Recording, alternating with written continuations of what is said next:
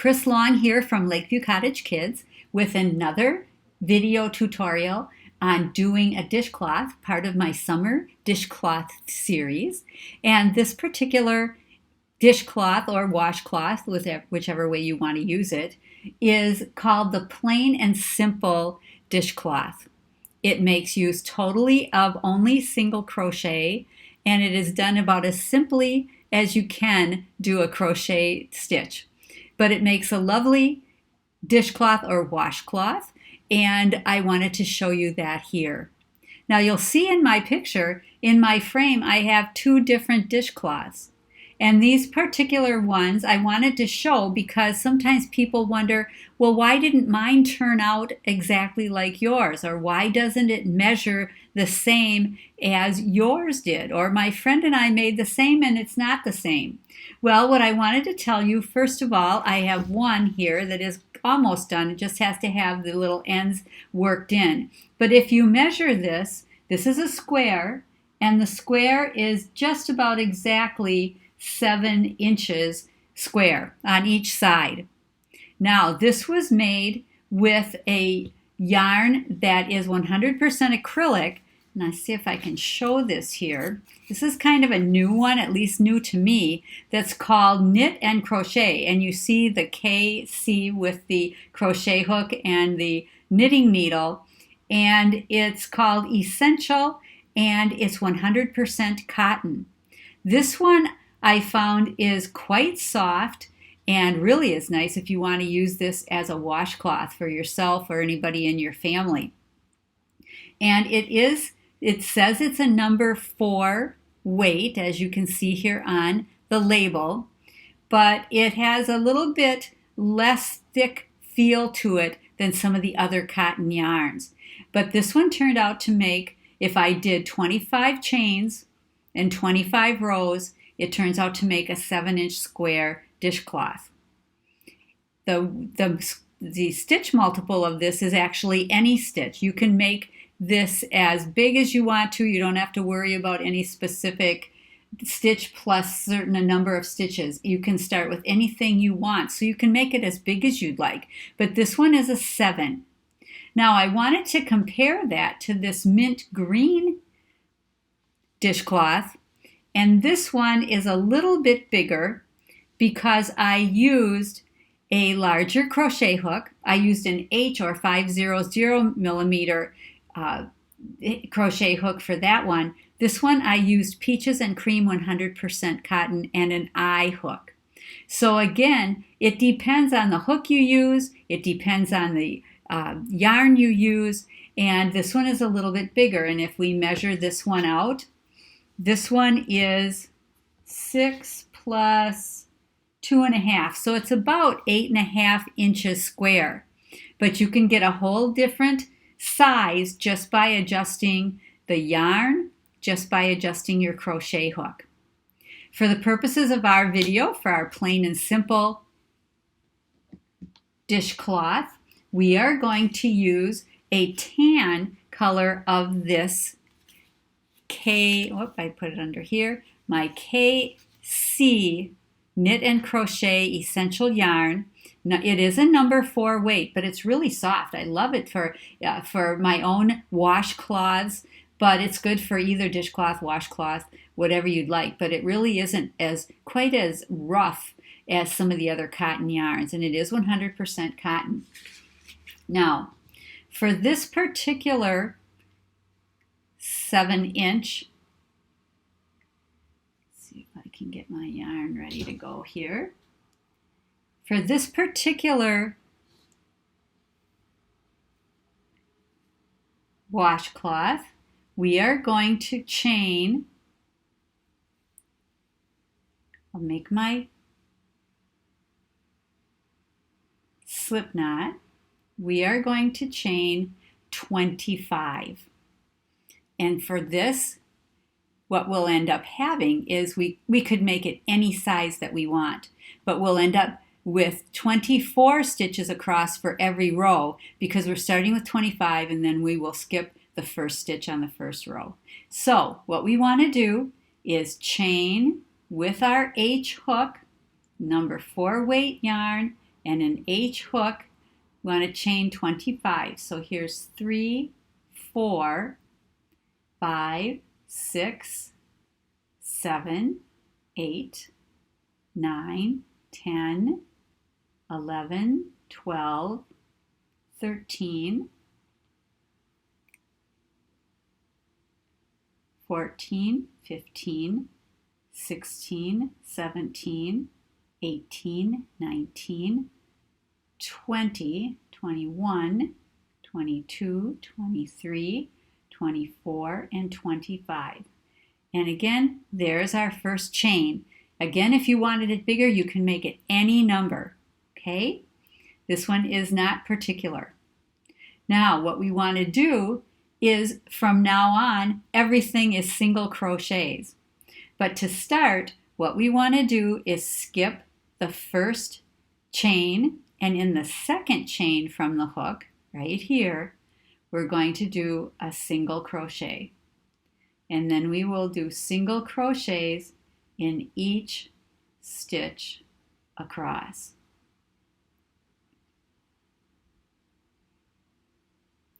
And you want to be sure with any yarn that you don't split your yarns, because that kind of makes it look messy. So you want to do, I'll pull out some more of my yarn here.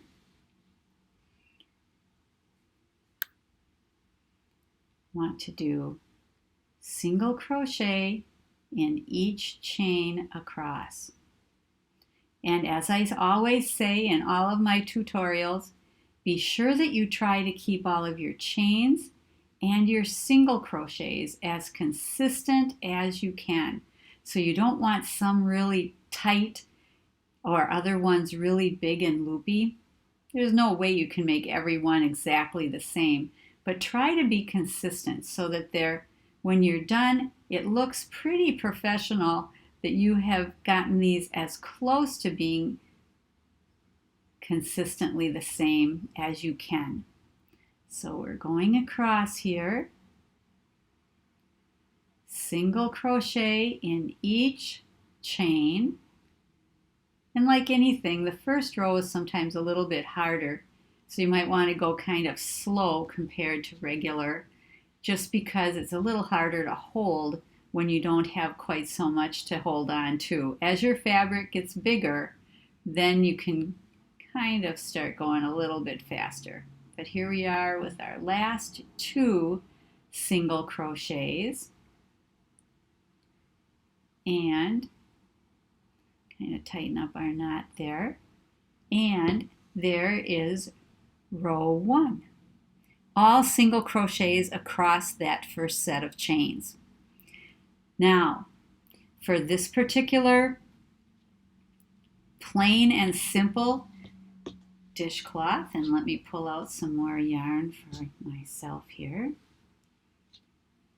Now what we do, and this will happen at the end of each row, chain 1, turn your work, and now in the very first chain, or very first stitch, which is the one right at the base of the chain 1, right at the base, that's where you want to put your first single crochet.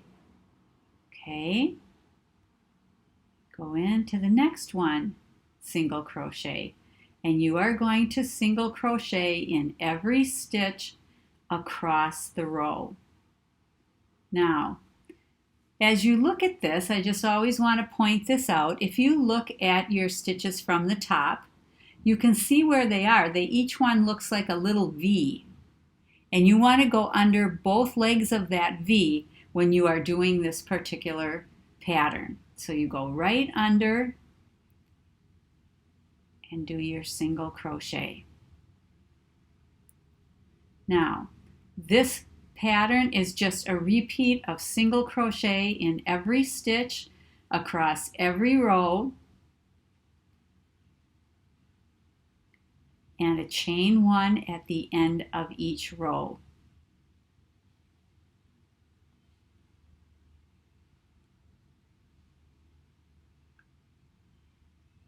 Okay, under the V,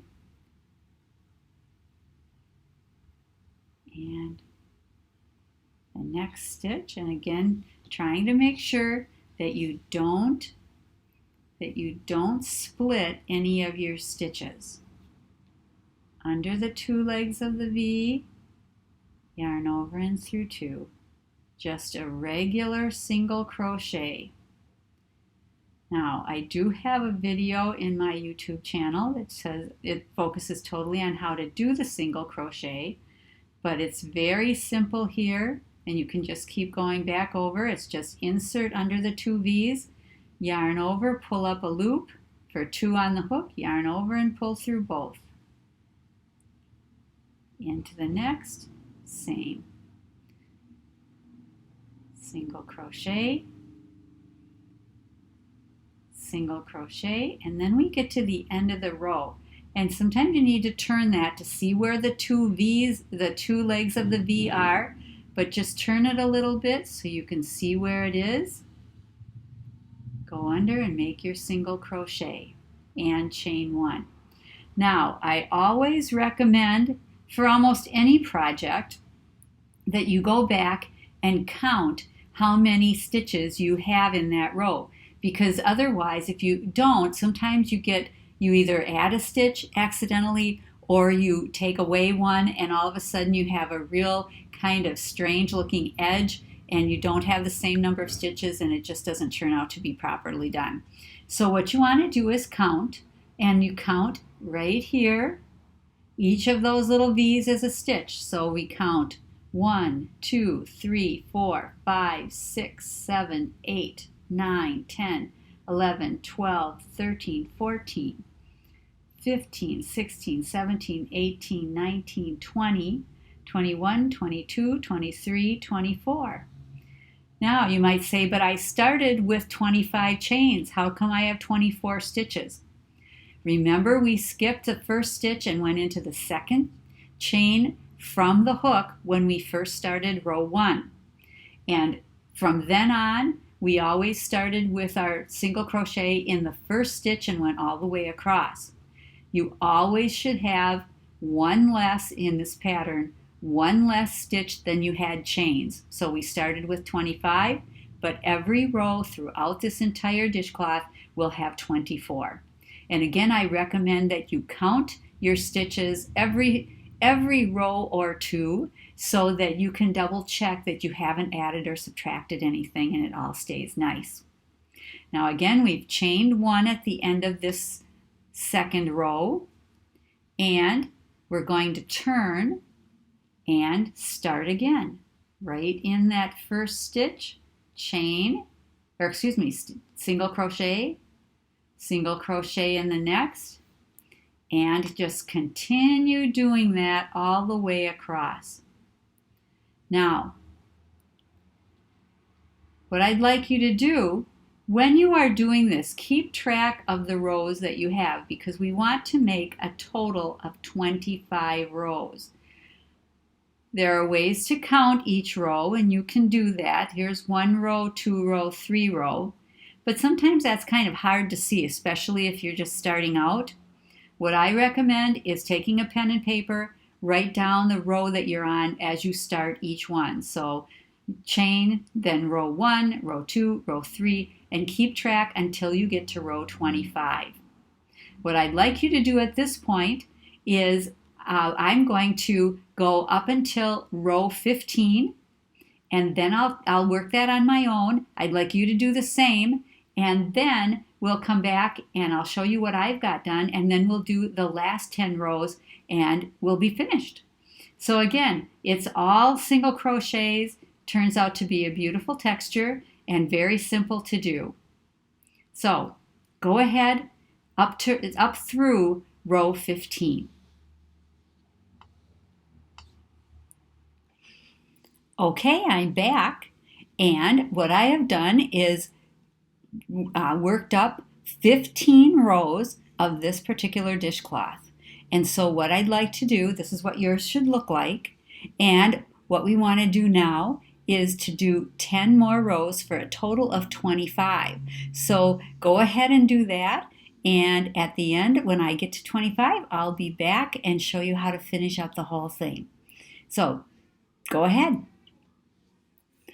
Okay, here we are, and I have 25 rows right here, and this is what your project should look like. And in order to kind of make it look the same on both ends, after we do this 25 rows, we are going to do one more row of single crochet, and that'll give it kind of a look like the first row did at the beginning. So here we are, we'll just do it all together. So we've got chain 1, single crochet in the first stitch, and in each stitch across. Again, this is what you've been doing all the way along, but the way this kind of gives it the look that the beginning and the end kind of look similar. So we'll continue across.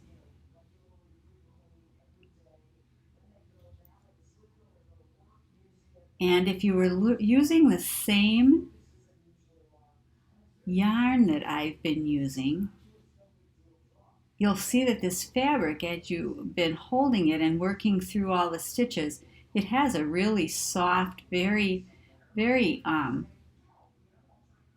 don't know, just a real supple kind of soft feel to it, and just a really nice texture for washcloths specifically. So I really like it.